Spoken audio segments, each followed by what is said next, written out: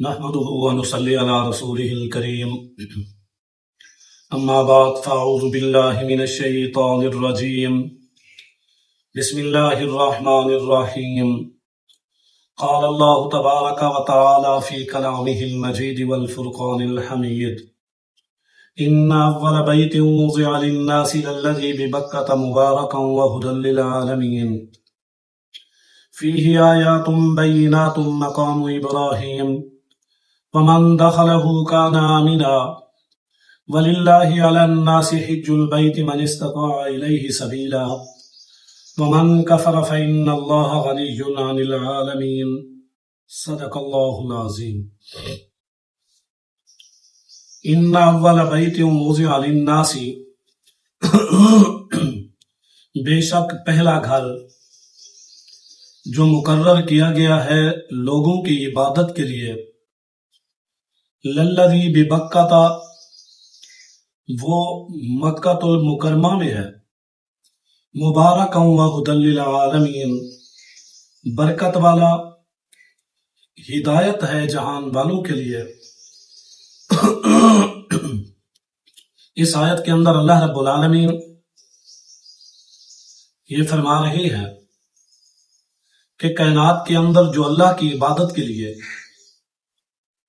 سب سے پہلا گھر بنا جسے حضرت آدم علیہ السلام نے بنایا، تعمیر کیا،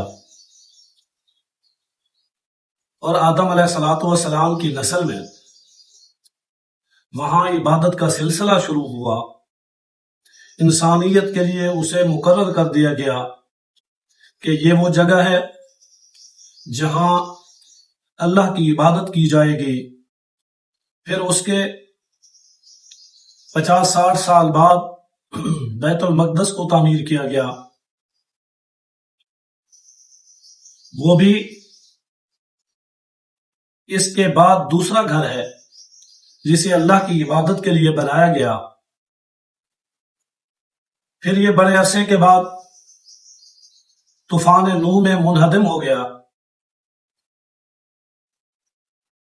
حضرت ابراہیم علیہ السلام کو اللہ تعالیٰ نے دوبارہ تعمیر کرنے کا حکم دیا کہ اس کی بنیادیں نیچے پڑی ہیں اور وہاں سے اسے دوبارہ تعمیر کرو، جسے حضرت ابراہیم علیہ السلام نے مستری اور حضرت اسماعیل علیہ السلام نے مزدور بن کے تعمیر کیا، اور یہاں کھڑے ہو کر دعائیں بھی کی جو ابراہیم علیہ السلام نے مانگی اور اسماعیل علیہ السلام نے اس پر آمین کہی۔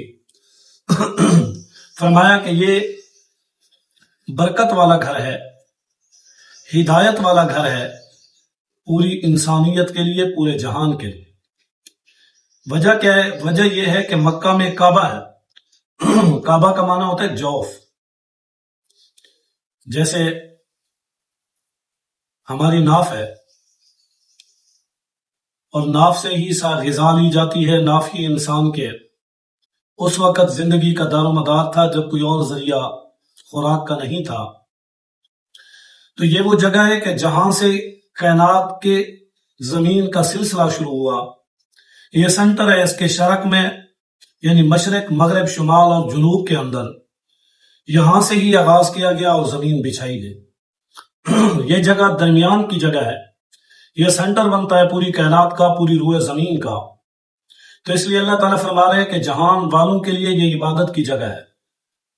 اور کعبے کا دوسرا معنی ہے گردن مروڑنا، یعنی پوری کائنات کے لوگ اگر عبادت کرنا چاہیں تو ان کو رخ بیت اللہ کی طرف کرنا پڑتا ہے، تو یہ ان کے گردن مروڑنے یعنی سجدہ کرنے کے لیے بیت اللہ کی طرف رخ کرنا ہر مسلمان اور مومن کے لیے ضروری ہے۔ فیہ آیات بینات مقام ابراہیم، اس میں نشانیاں ہیں اور واضح نشانیاں ہیں، اور ان نشانیوں میں ایک مقام ابراہیم علیہ السلام بھی موجود ہے، جو حضرت ابراہیم علیہ السلام نے جہاں کھڑے ہو کر اسے تعمیر کیا، آپ کی نشانیاں وہاں موجود ہیں۔ ومن دخلہ کان آمنا، اور جو شخص بھی اس بیت اللہ میں داخل ہو گیا وہ امن میں آ گیا۔ یہ دار الامن بھی ہے کہ یہاں جو بھی آ جائے اسے امن حاصل ہے۔ وَلِلَّهِ عَلَى النَّاسِ حِجُّ الْبَيْتِ مَنِ اسْتَطَاعَ إِلَيْهِ سَبِيلًا، اور اللہ کے واسطے لوگوں پر حج بیت اللہ بھی ہے اس شخص کے لیے جو استطاعت رکھتا ہے اس پر جانے اس کے راستے کی، یعنی اس کے پاس ضروری اخراجات بھی ہوں، وقت بھی ہو، صحت بھی ہو، راستہ بھی ٹھیک ہو، گھر والوں کے لیے ضرورت کا ساز و سامان بھی موجود ہو۔